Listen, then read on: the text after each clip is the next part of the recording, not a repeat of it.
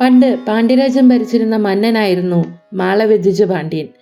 അദ്ദേഹത്തിനും ഭാര്യയായ കാഞ്ചനമാലയ്ക്കും ഏറെ നാളായി കുട്ടികളുണ്ടായിരുന്നില്ല. സന്താനഭാഗ്യത്തിനായി അവർ ഒരു വലിയ യാഗം നടത്തി. യാഗാഗ്നിയിൽ നിന്ന് ദിവ്യമായ തേജസ്സോടു കൂടിയ ഒരു പെൺകുഞ്ഞ് പ്രത്യക്ഷപ്പെട്ടു. ആ പെൺകുട്ടിക്ക് തികച്ചും വ്യത്യസ്തമായ രീതിയിൽ പച്ച നിറവും 3 സ്തനങ്ങളും ഉണ്ടായിരുന്നു. ഇത് കണ്ട് രാജാവ് ദുഃഖിതനായെങ്കിലും ആകാശത്ത് നിന്ന് ഒരു അശരീരി കേട്ടു. രാജൻ, അങ്ങ് വിഷമിക്കേണ്ട. ഈ കുഞ്ഞ് പാർവതി ദേവിയുടെ അവതാരമാണ്. അവൾ വളർന്ന് തൻ്റെ ഭർത്താവിനെ കാണുമ്പോൾ 3ാമത്തെ സ്തനം തനിയെ അപ്രത്യക്ഷമാകും. ശക്തിസ്വരൂപിണിയായ ഈ പെൺകുട്ടിയെ ആൺകുട്ടികളെ പോലെ വളർത്തണമെന്നും സർവശാസ്ത്രങ്ങളും ആയുധവിദ്യകളും അഭ്യസിപ്പിക്കണമെന്നും അശരീരി കേൾക്കുകയുണ്ടായി. പുത്രി ഭാഗ്യത്താൽ സന്തുഷ്ടനായ രാജാവ് തൻ്റെ മകളെ തടാതകൈ എന്ന് വിളിച്ചു. പച്ച നിറമുള്ളവളായതിനാൽ പച്ചൈ ദേവി എന്നും വിളിക്കപ്പെട്ടു. ആയോധന കലകളും യുദ്ധതന്ത്രങ്ങളും പഠിച്ച് മീനാക്ഷി വളർന്നു.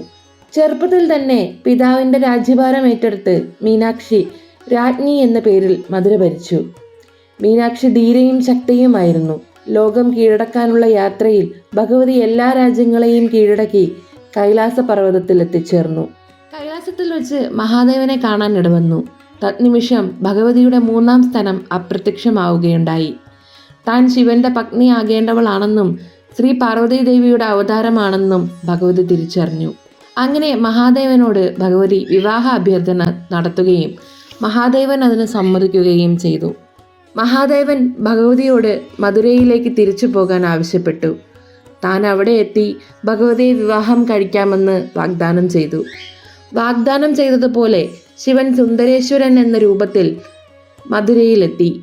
ലോകം മുഴുവൻ സാക്ഷ്യം വഹിച്ച ഒരു മഹത്തായ ചടങ്ങോടെ മീനാക്ഷിയും സുന്ദരേശ്വരനും വിവാഹിതരായി. ഈ ചടങ്ങിന് വിഷ്ണു ഭഗവാൻ മീനാക്ഷിയുടെ സഹോദരന്റെ സ്ഥാനത്ത് നിന്ന് വിവാഹ ചടങ്ങുകൾ നടത്തിയെന്നും വിശ്വസിക്കപ്പെടുന്നു. വിവാഹശേഷം ഇരുവരും മധുരയിൽ തന്നെ നിലയുറപ്പിച്ചു.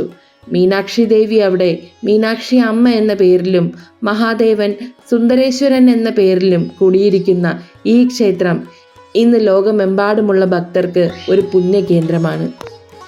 ഈ കഥ നിങ്ങൾക്ക് ഇഷ്ടമായെന്ന് കരുതുന്നു. പുതിയൊരു കഥയുമായി വീണ്ടും കാണുന്നത് വരെ നന്ദി, നമസ്കാരം.